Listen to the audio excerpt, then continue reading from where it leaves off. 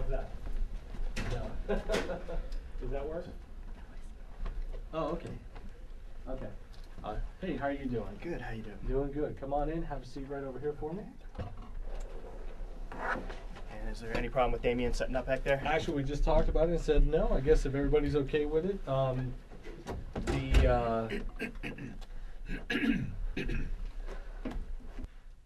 finish off and say what you want to say. Okay. Do you want us to have an opening statement also, or you just jump right into the Well, what I'll do basically is I have an opening question, kind of to introduce all of you and just tell us why you're running for office and, you know, what are your goals, what are your, you know, so forth. Now, let me make sure that I have everybody's names and titles correct. All right. Jeff, do you want to go by your full name, your three names, or just Jeff George? Just Jeff George. Jeff George, okay. I have you down, you're from Cape Coral? Yes. And you're the president and producer of Daylight Moon Productions? Yes. Okay. And you have no party affiliation? That's correct. Just want to make sure. And I also work as a polysomnographer. Okay. Sleep tech. We come in at 12:06. All right. Across the country and here in Southwest Florida. Let me change chairs real quick. I apologize. President of the United States. Southwest Floridians will also be casting their votes in a number of other races for federal, state, and local offices and issues. For the rest of the month, Gulf Coast Live and WGCU is not with us today because of a scheduled conflict, but we have his opponents for the hour to talk about some of the key issues facing the country today.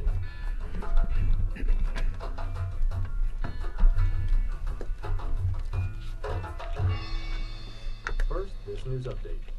It will make it easier for Americans to borrow for cars and homes and for small businesses to expand. Treasury Secretary Henry Paulson says the government is injecting money in banks that are healthy institutions. He says the banks have agreed to the action for the good of the U.S. economy.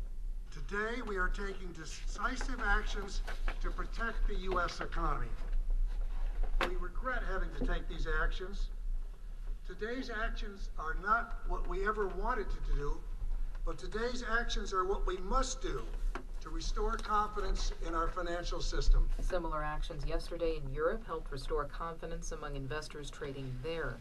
Oil prices are moving in both troops has instead killed 9 civilians. I'm Corva Coleman, NPR News in Washington.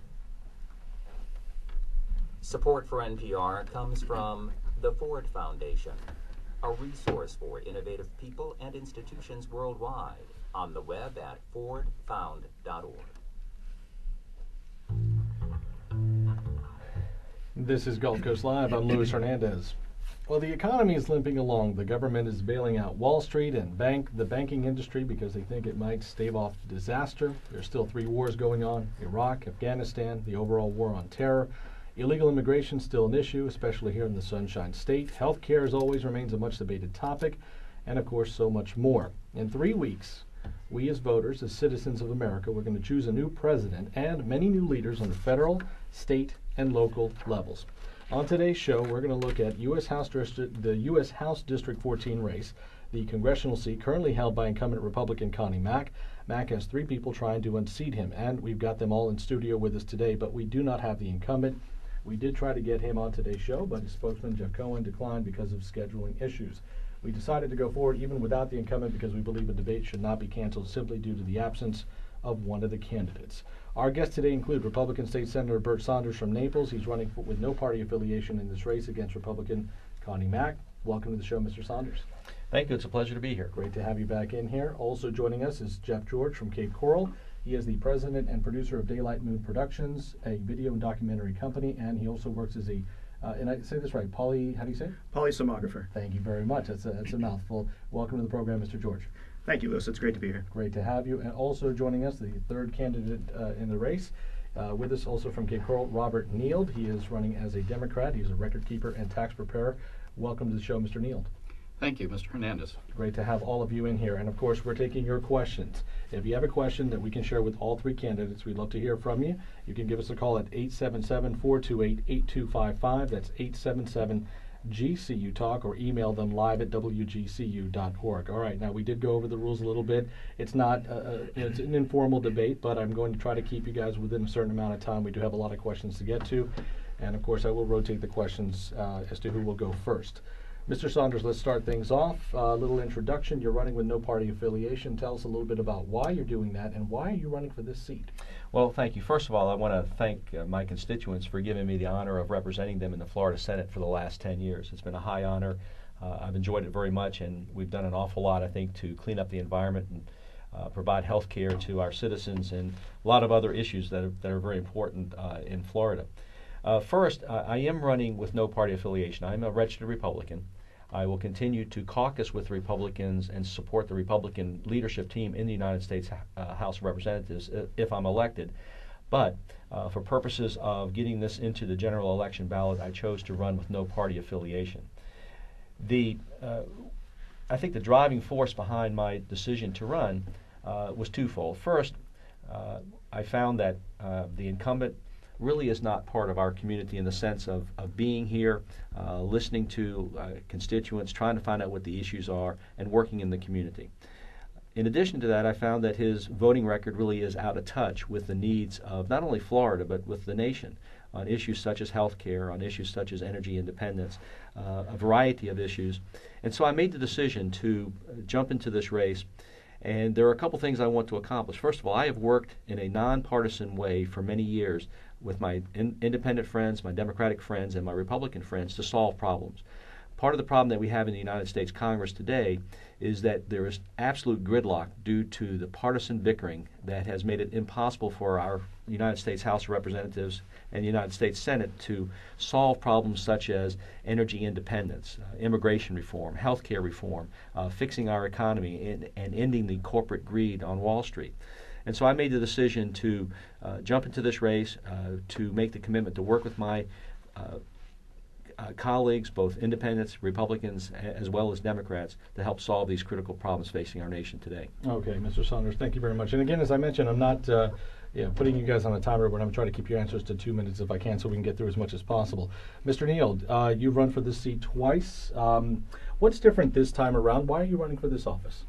Well, I'm running for the United States House of Representatives because I want to represent you. Too many times politicians go to Washington or to Tallahassee and represent themselves, but I want to bring to the 14th Congressional District a representation of the constituents for the benefit of the constituents. I ran in 2004 just after Porter Goss had resigned to take the helm of the CIA, so there's no incumbent in the race. There were 4 Republicans at that time, and they had a Republican primary. Of course, there's no Republican primary this year. That's why Senator Saunders has joined us on the general ballot. That begs the question, why wouldn't he take Congressman Mack up head-on in a Republican primary? But that's for Senator Saunders to answer. I run because I believe we need a spirited debate of the issues.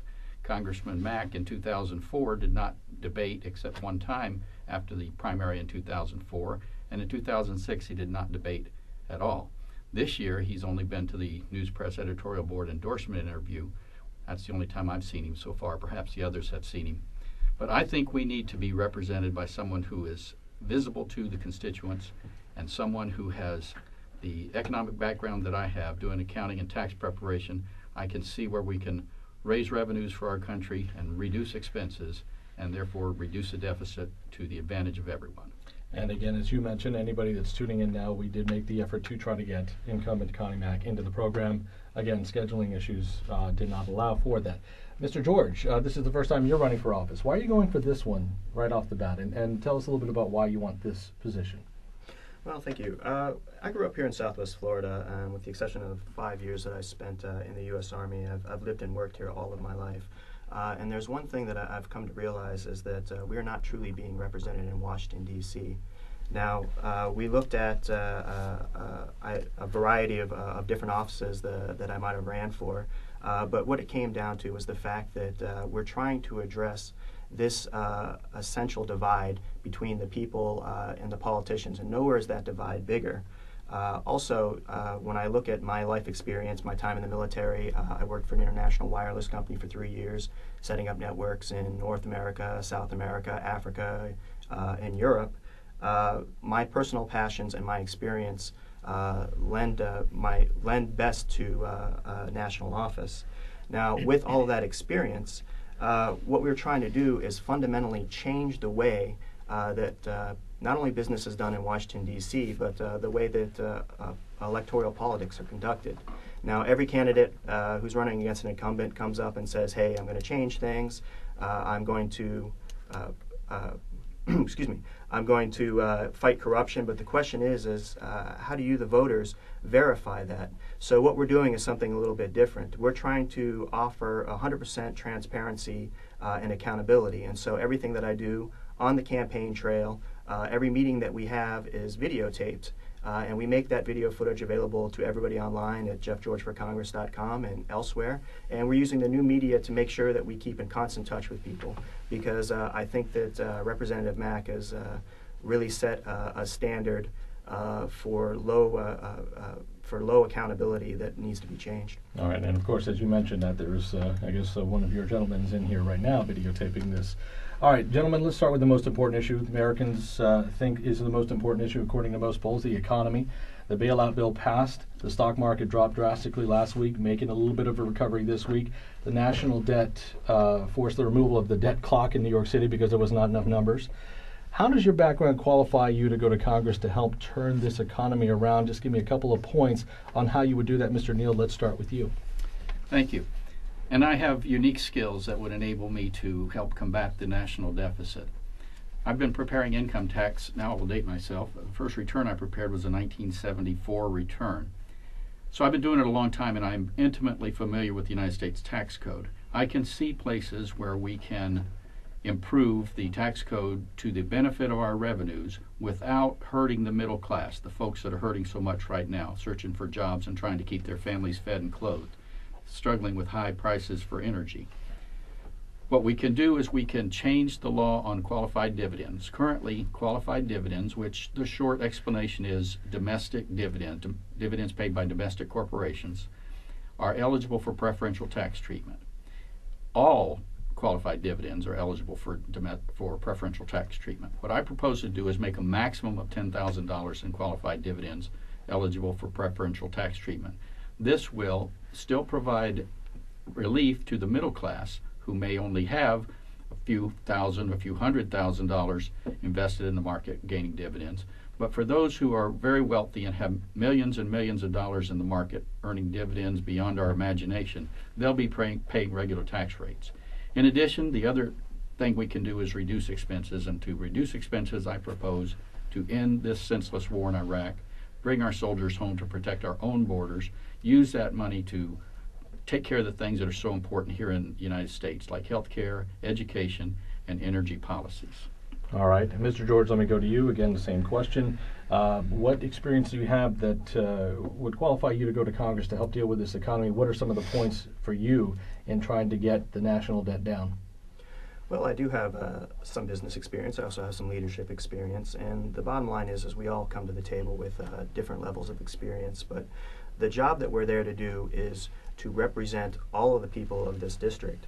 And the fundamental problem that I see is that we have a system of campaign financing which basically guarantees that only the wealthiest special interest actually get a voice in the system. So what I want to do is not simply bring my experience to bear, but also bring the experience of people in the district who are outside of the political system.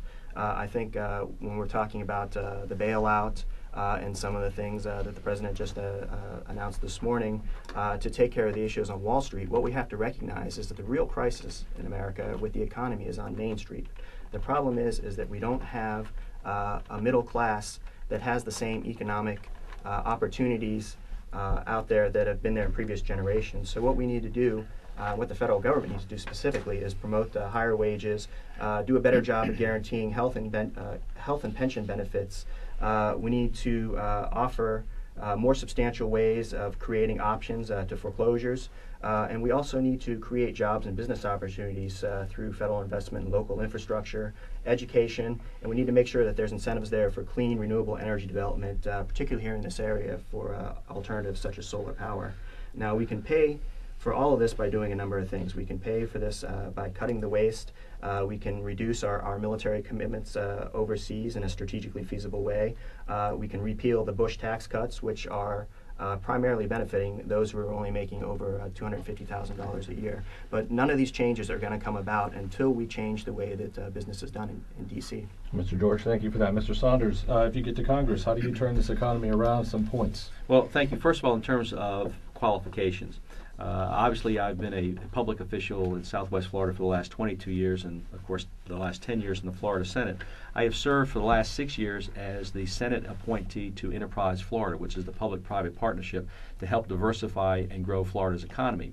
What we've accomplished over the last several years is to bring some of the major pharmaceutical companies, such as Scripps and Torrey Pines, to Florida, some of the major research institutes like the Max Planck Institute.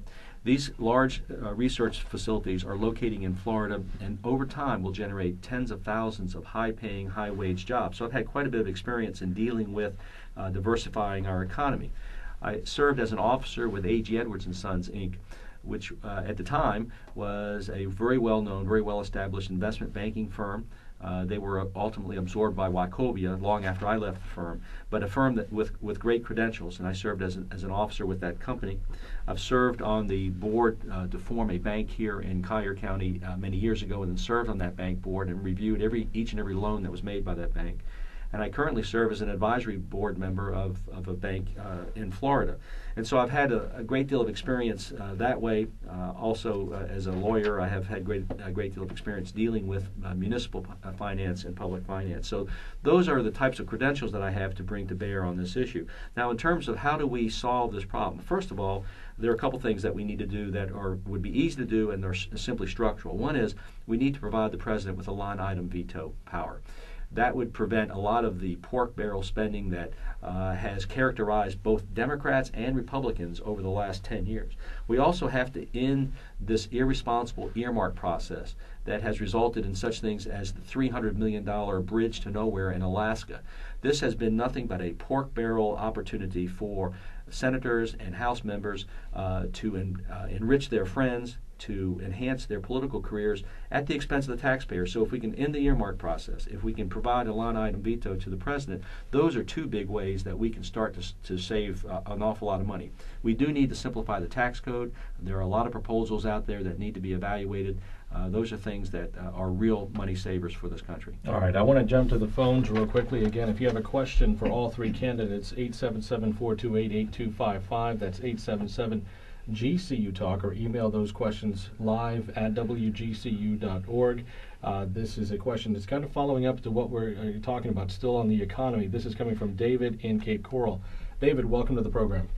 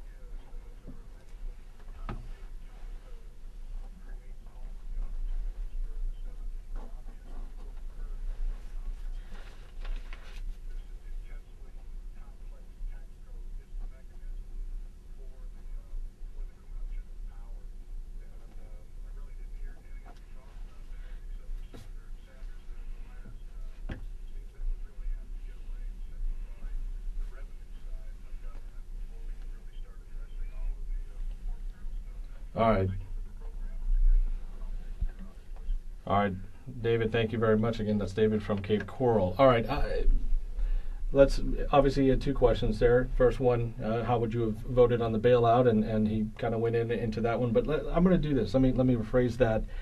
Because I want to stay on topic of what we're discussing right now, and it does continue with the economy and this recent news that we had earlier today about the banks and the money for the banks. I wanted to get your take on what the president is doing, and of course, if you're in office, do you feel that again the banks as well as Wall Street needs the help? Mr. Neal, I'll start with you. You know, I fear that this economic downturn is far worse than the administration in Washington is allowing us to know. It has been foremost in the minds of the public for several weeks now, and the folks in Washington, including President Bush, have been very attentive to the situation. So I'm afraid that it's way, way worse, and that our banks are in severe jeopardy of falling off the precipice even this week, next week, the following, before the election. So should the government jump in? I don't think we have a choice. I think the United States people are going to have to, in order to obtain the stabilized banking system they demand and deserve, I think the American people are going to have to fund it. And how would you have voted on the bailout? On the first bailout, I would have voted yes, but since the second bailout included about 100 pages of extra stuff that I thought was unnecessary, including more tax cuts, I would have voted no on the second bailout. Okay, Mr. George, same question for you. How would you have voted on the bailout, and how do you feel about the current situation, again, with trying to help the banks? I would have voted no on the bailout, and the reason for this is I think we are on the precipice of a great transition, as Mr. Neal points out, that is a fundamental shift in power in terms of the relationship between the state and economic powers like the banks. I think what we're seeing is we're seeing a situation that has been described as oligarchy or fascism by folks on the left. People who are concerned about it on the right are saying that it's socialism or communism. I think the best term that I've heard to describe it so far is corporate socialism. And the problem that we're having is that we are entering into a phase in history where it seems that financial powers not only have significant influence over their own spheres, but they're gaining greater and greater influence over the sphere of government and over the sphere of democracy. And it looks like the model for this seems to be modern-day China. And my concern is that I don't want to see the United States slip into a model where we have a free market economy that's centrally controlled, and that we lose our basic civil rights, and that we lose our access to government. All right, Mr. George, thank you so much. Mr. Saunders, how would you have voted on the bailout, and again, your take on the current work trying to help the banks? Well, clearly our country is facing some of the worst economic situations since the Great Depression. Now, we're not anywhere near where we were during the Great Depression, but this is the worst economy that we've had since that time. And I will tell you, our nation has faced great challenges many, many times.